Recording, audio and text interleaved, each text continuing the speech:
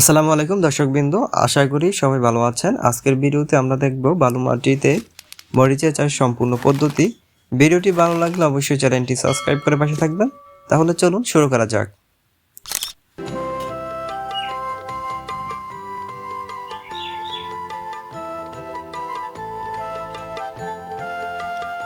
তো আপনারা দেখতে পাচ্ছেন এখানে পুরোটাই বালু মাটি। এই বালু মাটির মধ্যে আমরা আগাছাগুলো পরিষ্কার পরিচ্ছন্ন করার পর আমরা এই বিচিগুলো ফেলবো এখানে। তো ফার্স্টেই আমি বলে রাখি, এখানে কোনো ধরনের মাটি নেই। এই মাটি ছাড়া কিভাবে ফসল উৎপাদন হয় এর আগেও আমার ভিডিওতে দেখতে পাবেন যে মিষ্টি আলু চাষ, তারপর মরিচের চাষ এর আগেও আমি আমার ইউটিউব চ্যানেলে আপলোড করেছিলাম।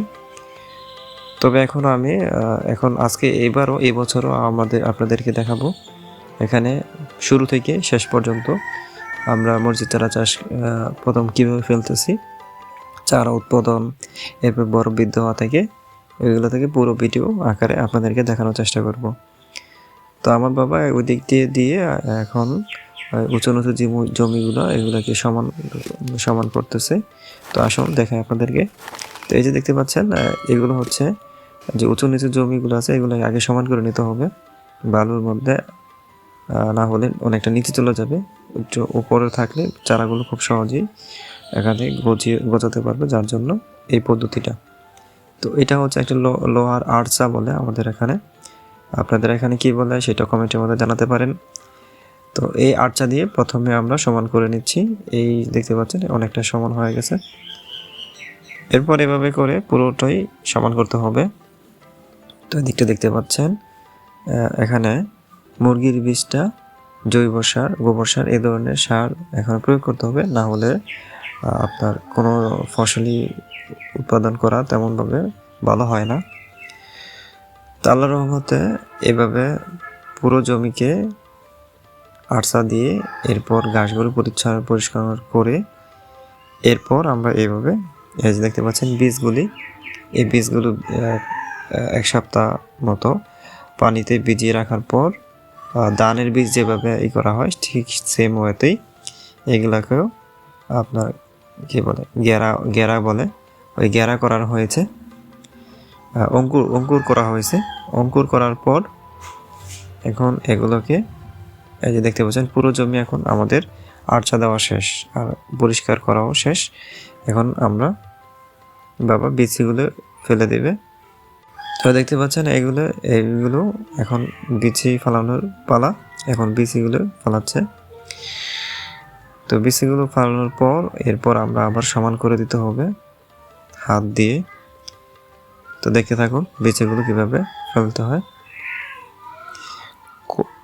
পুরো জমিতে যেন বিচিগুলো ফেলতে হয়, এভাবে ফেলতে হবে। এখানে 1 থেকে 1.5 শতাংশের মতো জমি হবে। তো এই জমিতে পুরোটাই সুন্দর করে বীজগুলো ফেলানোর পর হাত দিয়ে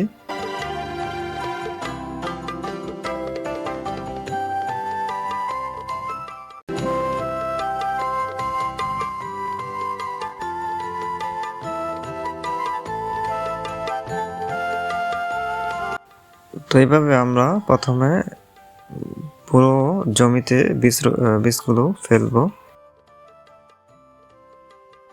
যেন কোনো অংশে বাদ না থাকে। তো আপনারা দেখতে থাকুন।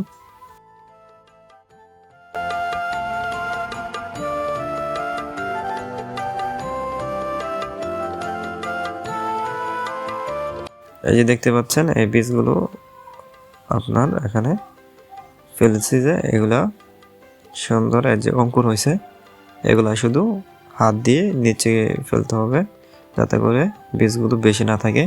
যদি বেশি থাকে তাহলে রোদের কারণে আবার শুকিয়ে যাবে, বীজগুলো পরিপূর্ণভাবে চারা গজাবে না।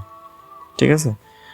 তো এইভাবে ফেলানোর পর আমরা কিছুক্ষণ পরেই এগুলো হাত দিয়ে নিচে করে দিব, পুঁতে দিব। সে পর্যন্ত দেখতে থাকুন।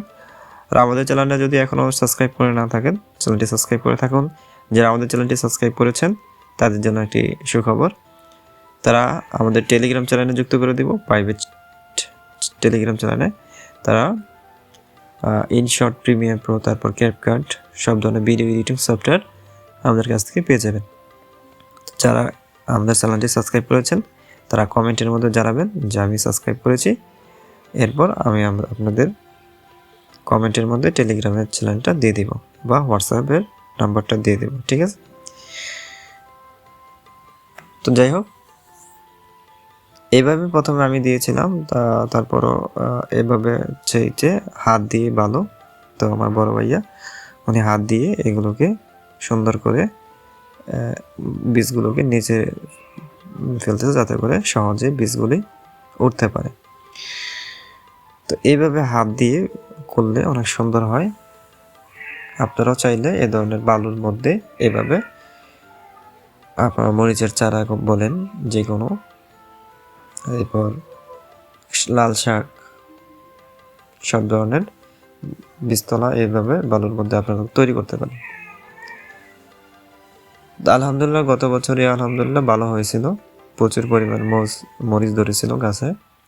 তো এবারে আশা করি ইনশাআল্লাহ সুন্দর হবে, অবশ্যই দোয়া করবেন।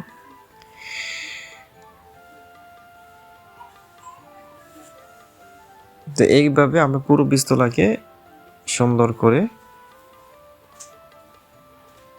তৈরি করব।